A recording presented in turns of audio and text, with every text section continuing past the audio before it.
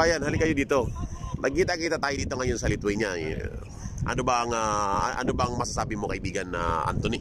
So nandito ngayon na sa ating kaibigan si Anthony, isa po sa ating subscriber sa ating YouTube channel. So nagkita-kita kami ngayon dito sa Lithuania. Ngayon, ano ang masasabi mo ngayon dito sa Sakura Park?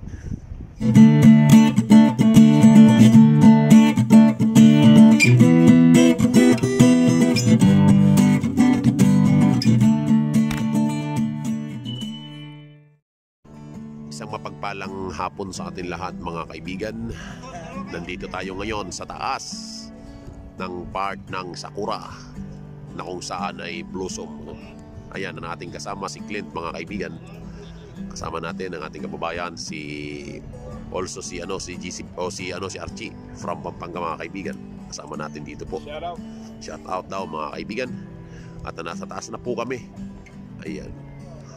Video series po ito ng ating naunang vlog dito po sa Sakura Park, mga kaibigan, na kung saan ang nauna nating vlog, mga kaibigan, ay para kang nasa Japan, no? Mga blossom flowers, ayun, ang dami po nasa baba, mga kaibigan. Ngayon nasa taas po kami. Nasa taas po kami ngayon, mga kaibigan. Ayan.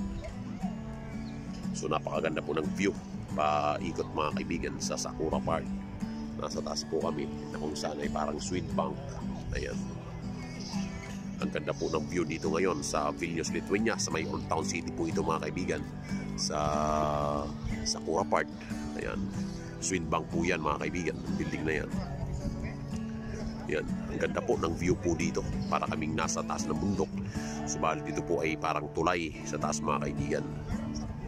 Ang ganda po ng view. Ayan. So anong masasabi mo, kabayan, na Clint, dito sa Sakura Park? Maganda siya, napakaganda ng view, nature, architecture. Nag-blend yung nature at architecture nila, kaya ang ganda tingnan. Yan. Tapos yung natsimpo na spring, namulaklak yung mga puno, yung mga kulay pink, saka puti. Ang ganda tingnan. So the best talaga sa European country. Ayun. So I highly recommend. Yan. So salamat sa iyo, kabayan. At tayo po ay nakita dito sa Vilnius, Lithuania, sa Old Town, no? Maraming salamat din. So yun lamang. Narinig niyo ang panayam ng ating kaibigan si Glenn. Isa po ito sa ating subscriber. Isa po ito sa ating followers sa ating YouTube channel na nandito na po ngayon sa Vilnius, Lithuania, no? At nakita po kami at nakita po kami dito ngayon sa Old Town. Ayan, siya po si Clint from taga saan ka, kabayan? Aklan. Ayan, taga Aklan po siya. At siya po yung isang subscriber natin na nandito na ngayon sa Lithuania, nakarating na. Ayan, at nakita po kami ngayon dito po sa Lithuania. So yun, salamat sa iyo, kaibigan. Salamat din. Ayan. So, andito pa ang isa nating kabayan na from Pampanga. Ano ba ang masasabi mo, kaibigan, dito po sa Sakura Park, dito po sa Vilnius, Lithuania, sa may Old Town? So, nahiya siya, kaibigan. Nahiya siya, mga kaibigan. So, baka pili kitang mahingian ng panayam, kaibigan. Halika dito.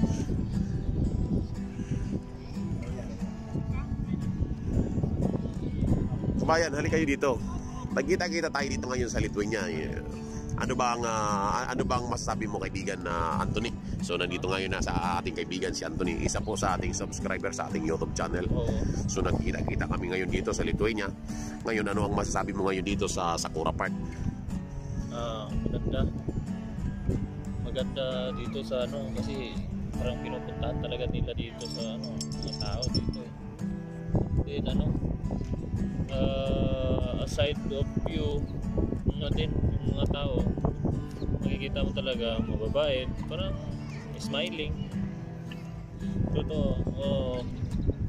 Din, parang refresh din ba sa utak kasi stress sa trabaho. Maganda dito. Yan lang. So, isa po siya sa ating subscriber sa ating pong YouTube channel. At nagkita-kita po kami ngayon dito sa Lithuania, sa Old Town. namasyal din po sila sa Sakura Park, no? At napakaganda nga dito mga kaibigan. So salamat sa iyong panayam, kaibigang Anthony. Sige. No? Salamat. Galing po siya sa ating taga saan nga sa atin kaibigan? Cagayan de Oro. Taga Cagayan de Oro po ang ating kaibigan na si Anthony po, si Anthony. So salamat sa iyo kaibigan sa iyong panayam, sa iyong komento po dito sa patungkol dito sa Lithuania at lalo na sa Sakura Park. So salamat sa iyo kaibigan. Thank you rin. Salamat din. Ayan. So mapapansin nyo nga mga kaibigan, napakaganda po dito sa part po dito at napakarami ko nga pong flowers na kung para ka pong nasa Japan kapag kung titingnan nyo po ang Sakura Park dito. Ayan, nasa taas na po kami kanina. Isa po itong karugtong po ito ng series na nauna nating vlog sa Sakura Park po. At napakaganda nga po ng view at napakalinis po dito po sa Lithuania. Ayan. At kung napapansin nyo ang view mga kaibigan, ang ganda. Saka first time mga kaibigan na makaranas po ng maka-experience ng summer po dito sa Lithuania. At napakasarap po at hindi siya masyadong mainit na katulad dyan sa Pilipinas na maalingasang. Dito po ang init po isakto lang, nasa 25 degrees lang. Kaya napakaganda po. At kung mapapansin nyo, ilog po yun nandun sa kabila. At kung mapapansin ninyo, mga puno na yan mga kaibigan, pagka winter wala pong mga dahon yan.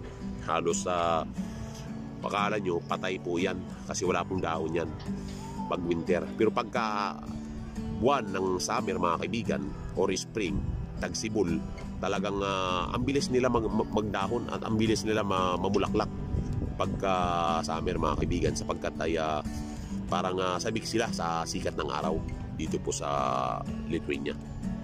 Kaya kung mapapansin nyo, ayan, green na ngayon ang Lithuania. At hindi pa po yan, mas pagka magsibol po yan, talagang green po yan mga kaibigan. So ayan, nakita ninyo mga kaibigan at napansin ninyo, napakaganda po dito sa palibot ng Lithuania mga kaibigan, sa area po namin dito po sa may taas ng Sakura Park. Ayan, ito yung mga kababayan natin mga Pilipino. Ayan, nagtambay-tambay. Ganda-ganda po dito ngayon mga kaibigan. Ganda ng view. Ayan.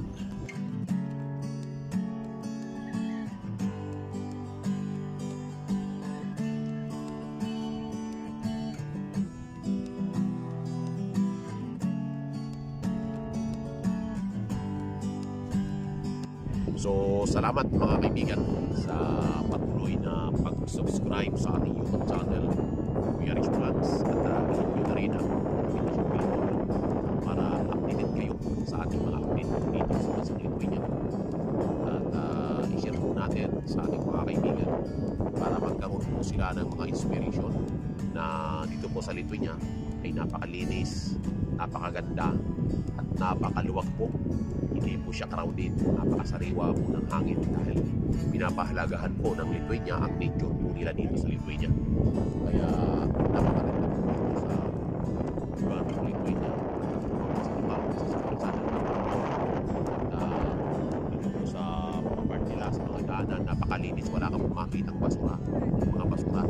At kung mapapansin ninyo, bawat sulok, bawat area po may mga basura po sila at mga disiplinan po tao. Hindi po sila tapo na sa basura sa bawat kanta. Talagang nilalagay po nila sa basura. Ganun po dito kadisiplinan po ang mga tao. Mababait po sila. So, salamat sa lahat mga kaibigan at nawa ay patuloy po kayo mag-subscribe sa ating YouTube channel. At marami pa po tayong pag-uusapan patungkol po sa Lithuania. Sa ngayon, medyo nag-waste yung ating vlog ngayon dahil minsan naituturo ko rin kayo dito po sa view ng Lithuania mga kaibigan. At babalik po tayo doon by next week or sa next nating vlog. Babalik po tayo doon sa natin, sa content natin, sa vlog natin patungkol sa mga information, mga tips regarding dito sa pag-apply natin sa Lithuania. So ngayon, iniikot ko muna kayo para makita ninyo ang view dito sa Bansang Lithuania mga kaibigan. So maraming salamat sa lahat at nawa ay ingatan kayo lagi ng Panginoon at sa mga kababayan natin nag-apply dito. Good luck sa inyo at nawa kayo ay makarating dito sa Bansang Lithuania at talagang ingatan kayo ng Panginoon at